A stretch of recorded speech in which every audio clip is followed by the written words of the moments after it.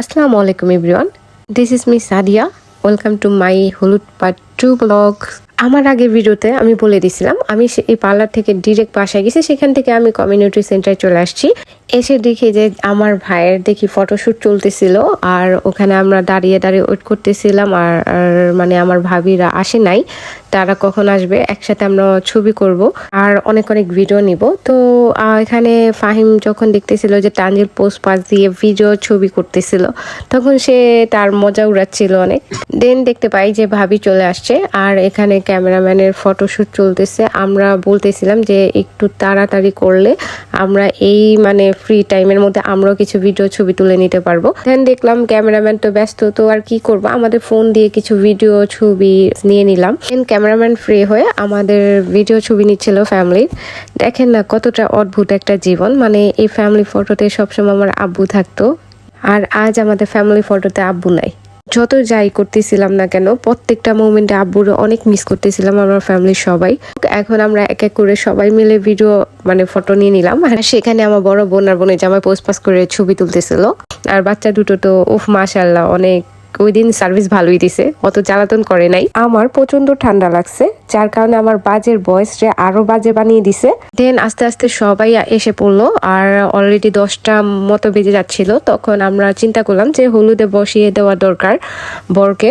সবাই মিলে আমরা টেবিলটা সেট করে দিলাম। এই টেবিলের মধ্যে যে ছোট ছোট কালারিং মিষ্টিগুলো দেখতেছেন না, ওটা এত মজার ছিল, আমার এখনো দেখে খেতে ইচ্ছে করতেছিল। মানে এত টেস্ট ছিল, যারাই খাইছে না সবাই বলছে অনেক মজার। আর আমাকে জিজ্ঞেস করতেছিল এটা কোথাকার মিষ্টি। অ্যাকচুয়ালি আমি এটা জানতামই না এটা কোথাকার মিষ্টি। বাসায় যেয়ে শুনি যে এটা আমার খালাতো ভাইকে বলে আনানো হয়েছে, সে একটা জিঞ্জিরার কোনো একটা মিষ্টির দোকান থেকে আনছে, আমি নামটা জিজ্ঞেস করি নাই।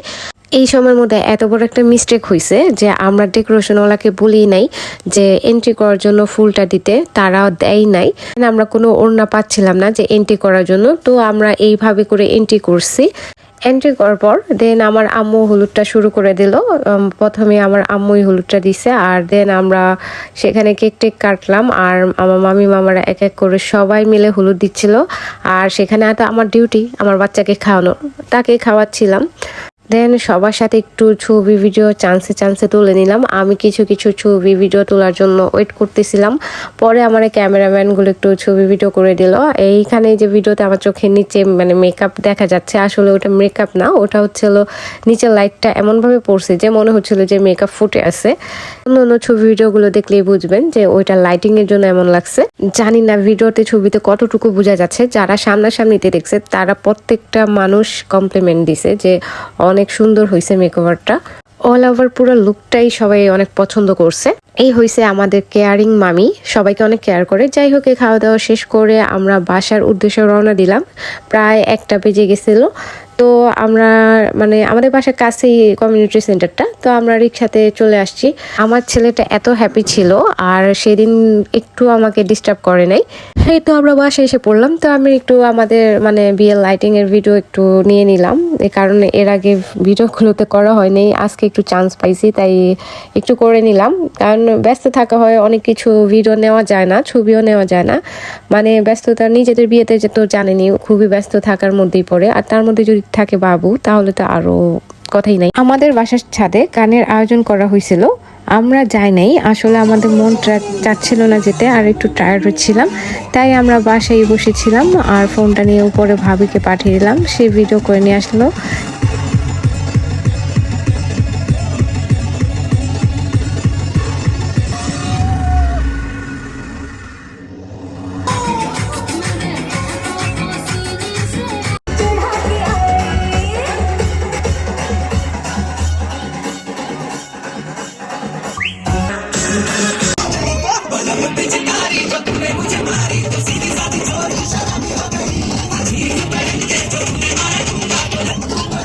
সবাই অনেক উপর এনজয় করতেছিল, আর এখানে আমি আমার সব লেন্স মানে জুয়েলারি এগুলো খুলতেছিলাম একটু কমফোর্টেবল ড্রেস পরার জন্য। আমার ভাল লাগতেছিল না, একটু টায়ার্ড ছিলাম, আর বাবুও ঘুমাবে, অনেক জ্বালাতন করতেছিল।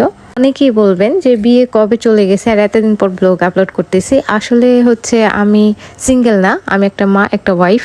একটা ছেলের বউ, অবশ্যই আমার নিজের ফ্যামিলি, নিজের সংসার এগুলো গুছানোর দায়িত্ব কর্তব্য আমারও আছে। তাই সবকিছু দায়িত্ব পালন করার চেষ্টা করি। দিনের বেলায় বাবুকে নিয়ে ভয়েস দেওয়াটা ডিফিকাল্ট হয়ে যায়, তাই রাতের বেলা যখন ও ঘুম আসে তখন আমি চেষ্টা করি। অনেক সময় আমি টায়ার্ড হয়ে নিজেই ঘুমিয়ে যাই, তাই আমার একটু ব্লগগুলো আপলোড করতে লেট হয়ে যায়। আই হোপ সবাই বুঝতে পারছে। সবাই ভালো থাকবেন, টেক কেয়ার।